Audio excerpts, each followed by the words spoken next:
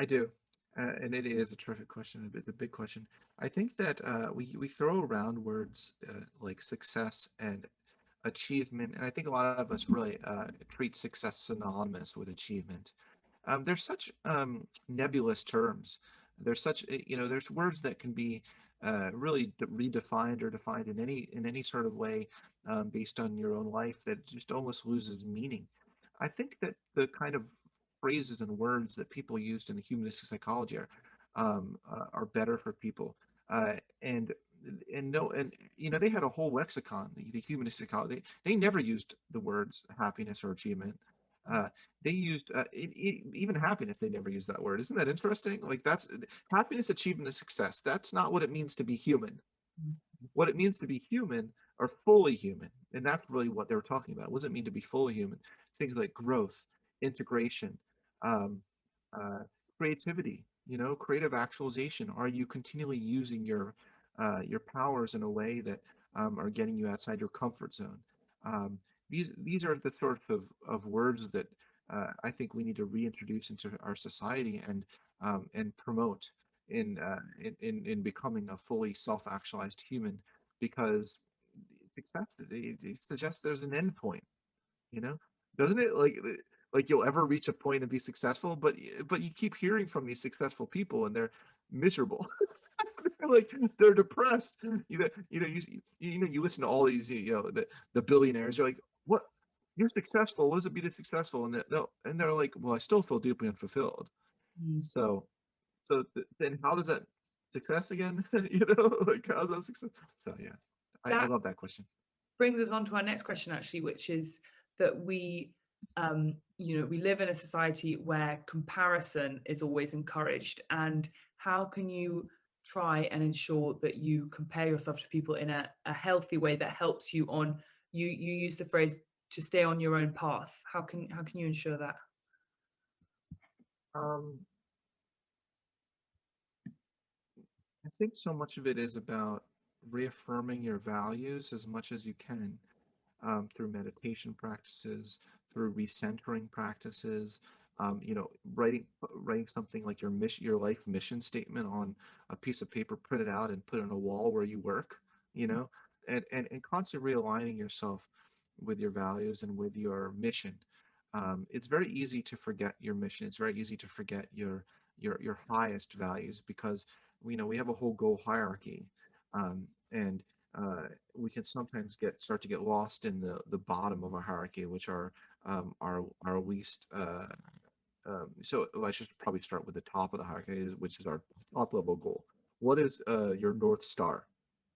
We can, if we get our attention too focused on the bottom of the hierarchy, which are like daily tasks or like getting lost in the muck of Twitter or something. Let's say you get like dragged into something that's not your monkey, not your circus, as the expression goes. It's important to recenter yourself and be like, wait, that's not my monkey, that's not my circus, and go back to your North Star. I think we have to continually mindfully keep returning to that, but not being hard on ourselves if we fall off that path. I think self-compassion is so important in life. Don't be hard on yourself if you get lost, but it's important to just constantly recenter yourself. So I hope that helps answer that person's question. It does. We have a question also from Karen, which is asking along similar lines, but specifically for younger people or teenagers. You said that it's a constant journey towards working out how to be your true and whole self. But what about when you're perhaps a bit younger and you haven't worked out what would be your goal or your mission, as you put it? Children, and also I think college aged. What are college age? They're not children, but they're not. Are they full adults yet either? It's like, what are they? But you know what I mean? It's like they're young adults. Young adults. There we go. Um, for young adults as well as children, I think that there could be a lot of pressure that they're putting on themselves to have it all figured out, to have to know their mission, know their purpose, and they think somehow like the adults have it figured out. Like they have a misunderstanding of human existence and the process of self-actualization. I teach a course at Columbia University in New York City in America, um, uh, uh, Barnard, at specifically Barnard College as part of Columbia. And I really try to help the students learn how to uh, live well by under having that flexibility and openness to experience and what life comes at you. So I think with younger people, they have to cultivate that sense of um, not rigidity, that sense of, oh, I'm in exploration mode and that's okay. Accepting that, it's okay to be in exploration mode sometimes when you don't have, and not always is it okay. I mean, I would say that it's needed, it's required, right? And remember, that was the base of my growth. So at various parts of our life, you're going to go through the growth cycle. I call it, I consider it a growth cycle, from exploration to humanitarian love to purpose. But then you might go back, and you might need to go back to the exploration. Some people might be 60, 70, and become late bloomers. I've written on this topic, and I've studied the late bloomers, people who've started entirely new careers later in their lives. You never know. You never know what it's going to do. What are you going to be? So sometimes I think about forgetting it all and becoming a stand-up comic or something. Like, I think, oh, that'd be cool. Maybe when I'm 70, I'll like just be like, I'll finally try to realize my dream of being a stand-up comic or something. But anyway, the point here is that um, we really need to instill kids a love of learning, a love of the exploration process itself, and the self-compassion to not be so hard on themselves, because these kids can be so hard on themselves, they and feel like failures if they don't have it all figured out. Mm. Thanks, Um, Karen K. Thanks, Karen K. Okay.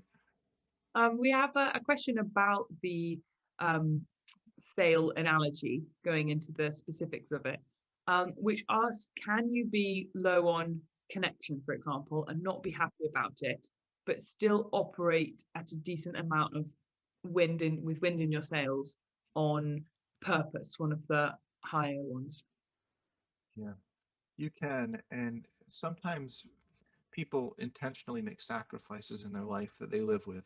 Mm. You know, you can intentionally make sacrifices. There are people who I could think of so many examples of people I know who their purpose automatically doesn't make them friends. With a lot of people, it's controversial. Their purpose is controversial to a certain segment of people, but they believe that they're doing the right thing and that they're on the right side of history. And sometimes, we make sacrifices in the name of purpose that may make us feel lonely at times. And I do think that's okay. I think that as much as we can, though, we need to have just even one or two. I mean, the research shows that all you really need to have your need for connection satisfied is one or two close people in your life. That's it. So if you can try to just pull someone off the street and be like, "Hey, do you want to be my friend? Do you want to be my close friend?"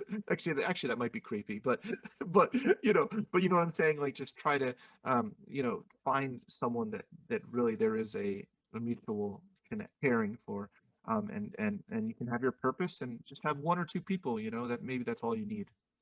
Yeah. We have another question, which I think a lot of people might be able to relate to, as it's about connection during COVID times.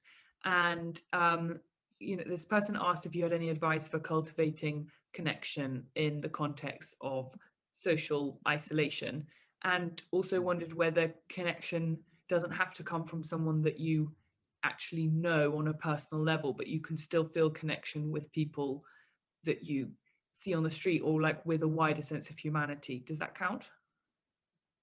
Yes, it very much counts. In fact, I dedicated my entire book. Have I mentioned my book yet? No, I'm not one of them. I don't want to be like that guy. But in my book, I dedicate the whole book to. I want to read my dedication. This book is dedicated to Abraham Harold Maslow, a dear friend I never met.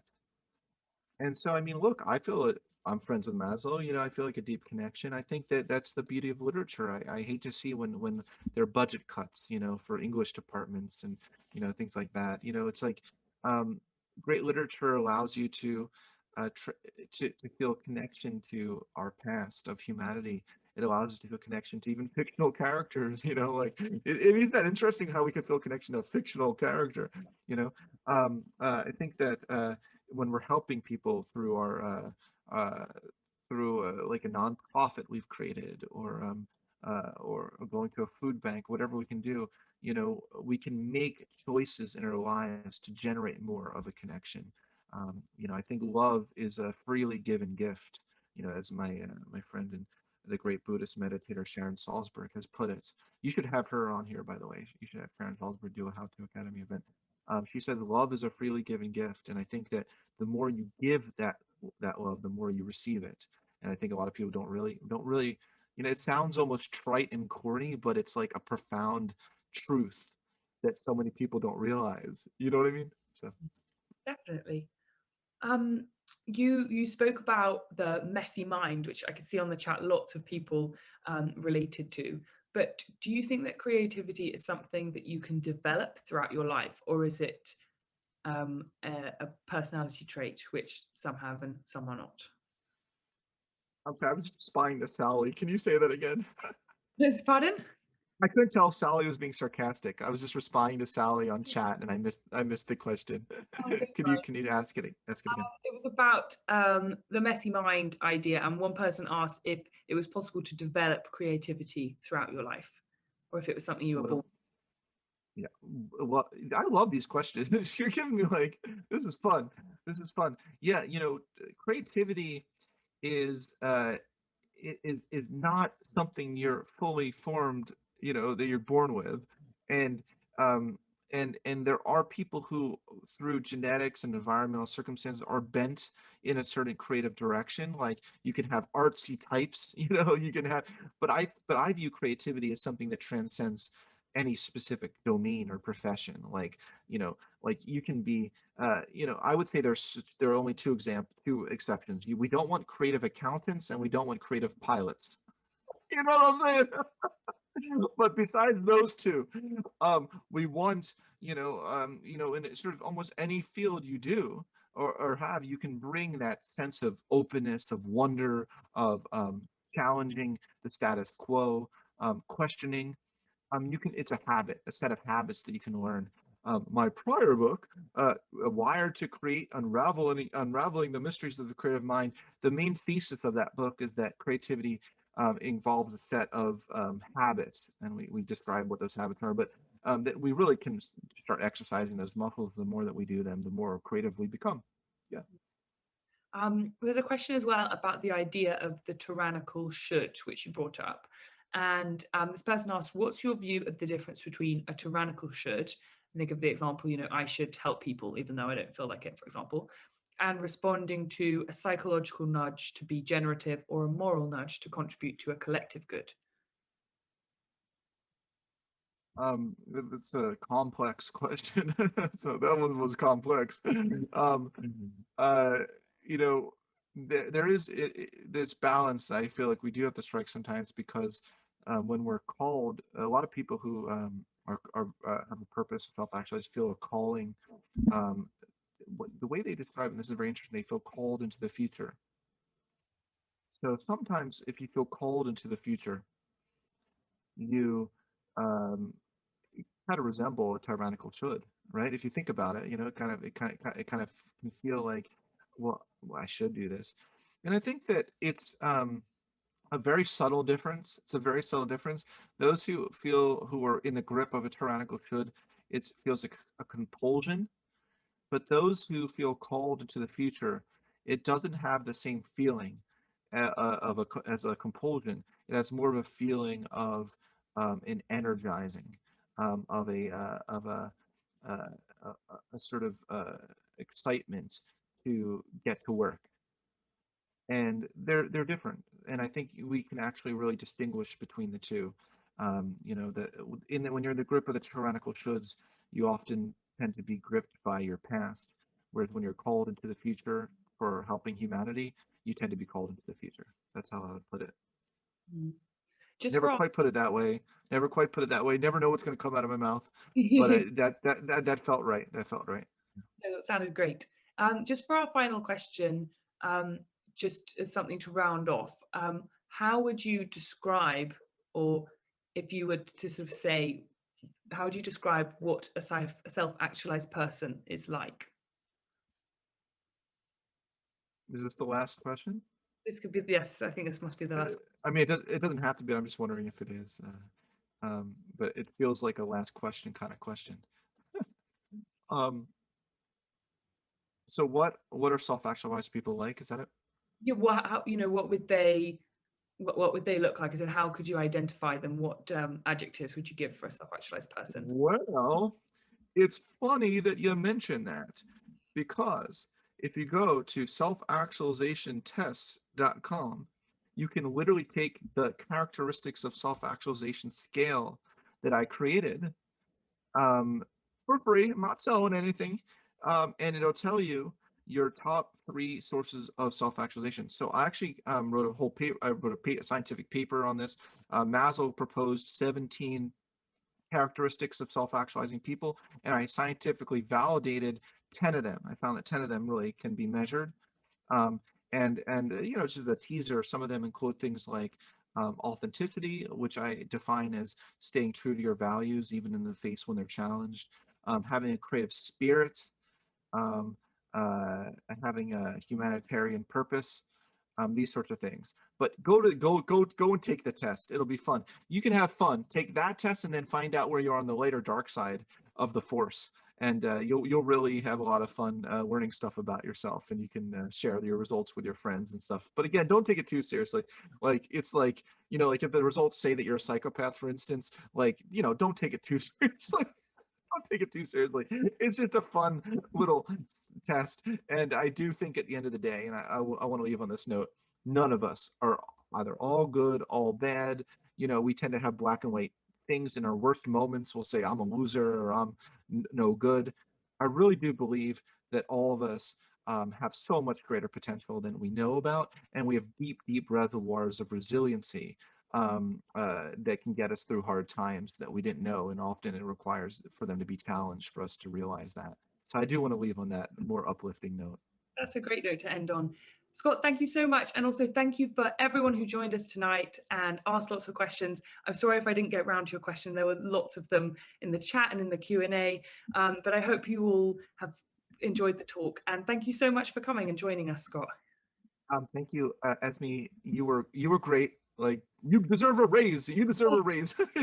No, you were really great. I really appreciate your support and everything and help. And thanks to everyone. Yeah, I'm actually gonna sit and get popcorn and read the chat window now after this, because this is so cool. So many cool questions. So thanks everyone. Have a great day. Have a great day, everyone. Thank you.